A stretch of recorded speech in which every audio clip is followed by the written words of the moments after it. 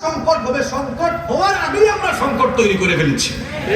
ঠিক যে বললেন আপনারাও তো তাই।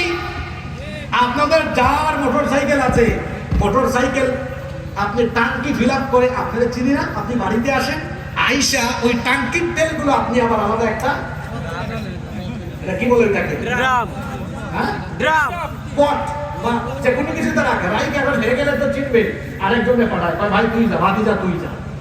এভাবে এক মোটরসাইকেল 3 জন 4 জন নিয়ে যায়, বাড়িতে এনে 10-15 লিটার মজুত করে রাখছে। এইরকম আল্লাহর কিছু কুতুব এই প্যান্ডেলের ভিতরেও থাকতে পারে।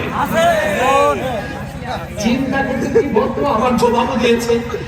বলেন তো এই কাজ করা কি ঠিক না? মজুতদারি যারা করে, রাসূল বলেছেন এরা আমার উম্মত।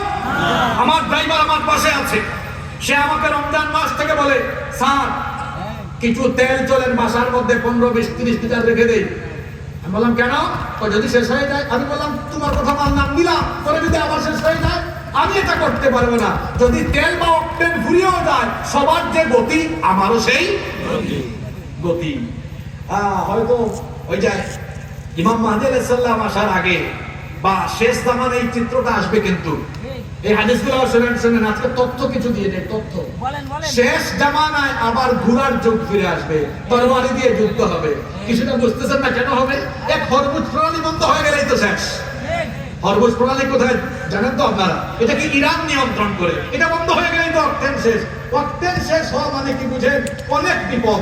অক্টেন যদি শেষ হয় গাড়ি চলবে না, অক্টেন যদি শেষ হয় বিদ্যুৎ উৎপাদনের সমস্যা হবে, সব অন্ধকার হয়ে যাবে।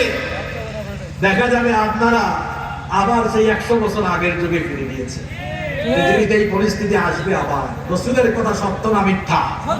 যদি বলেন সত্য না মিথ্যা, সময় থাকতে দিনের পথে আমরা ফিরে আসবো ইনশাআল্লাহ। আজকে আমার টপিক ওইটা না, এ ব্যাপারে আমার আলোচনা আছে, শেষ জামানা নিয়ে বহু আলোচনা ইউটিউবে আছে, সেখান থেকে আপনারা শুনে নেবেন। আমি ইনশাআল্লাহ এই চলতি সময়ে এই টপিকে আরো কিছু কথা বলার চেষ্টা করবো ইনশাআল্লাহ। তো বলছিলাম মজুতদারি করা যাবে না, মজুতদারি করা যাবে না।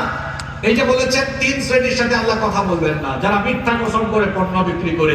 3 নাম্বার হলো যেই ব্যক্তি টাকনুর নিচে কাপড় লুঙ্গি ঝুলাইয়া হাঁটে, এরকম মানুষ আছে না? আছে। এর সাথে কিয়ামতের দিন কথা বলবেন না কে? আল্লাহ। দান করে খোটা দেওয়া যাবে না, আমল বরবাদ হয়ে যাবে। নাম্বার 8, কষ্ট হচ্ছে নাকি আপনাদের? হ্যাঁ, আমি কি চালাবো না, শেষ করে দিব? চালান চালান। 13 মিনিট থাকতে পারবেন না? থাকবো ইনশাআল্লাহ। আওয়াজ তো ছোট হলো, পারবেন? পারবো। 8 নাম্বার, যে আমলের যে কাজ করলে আপনার সকল নেক আমল বাতিল হয়ে যাবে, সেটা হলো আপনার আব্বা আম্মার সাথে আপনি যদি বেয়াদবি করে, আব্বা আম্মার মনে যদি কষ্ট দেন। একটু উদাহরণ দিয়ে বুঝাই। এক লোক তার বাপকেও দেখে না, মাকেও দেখে না, বাপকে কষ্ট দেয়, মাকে কষ্ট দেয়, খাওয়ায় না, চিকিৎসা করায় না, ভরণ পোষণের কোনো দায়িত্ব দেয় না, নিজের সম্পদ আছে, মা বাপের খবরও নেয় না। অন্যদিকে আজান হলে 5 ওয়াক্তের নামাজি, মসজিদুল মুতাওয়াল্লি, হজ করেছে, উমরা করেছে কয়েকবার, তাহাজ্জুদও করে, দান করে, সাদকাও করে।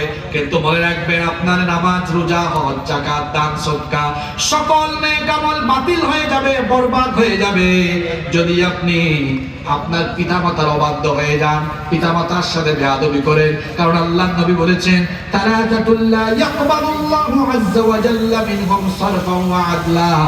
3 ব্যক্তির কোনো ফরজ এবং নফল কোনো ইবাদত আল্লাহ কবুল করেন না। 1 নাম্বার হচ্ছে আল মান্নান, যে ব্যক্তি দান করে খোদা দেয়। 2 নাম্বার হচ্ছে মুকাদ্দিমুন বিকদার, যে তাকদীর অবিশ্বাস করে। 3 নাম্বার হচ্ছে আকুল লিল ওয়ালিদাইন, যে তার পিতামাতার অবাধ্য হয়। এই হাদিস আমাদেরকে কি বার্তা দিল? যদি আপনি পিতামাতার সাথে বেয়াদবি করে, জীবনের সকল আমলগুলোকে যিনি বরবাদ করে দিবেন তিনি কে?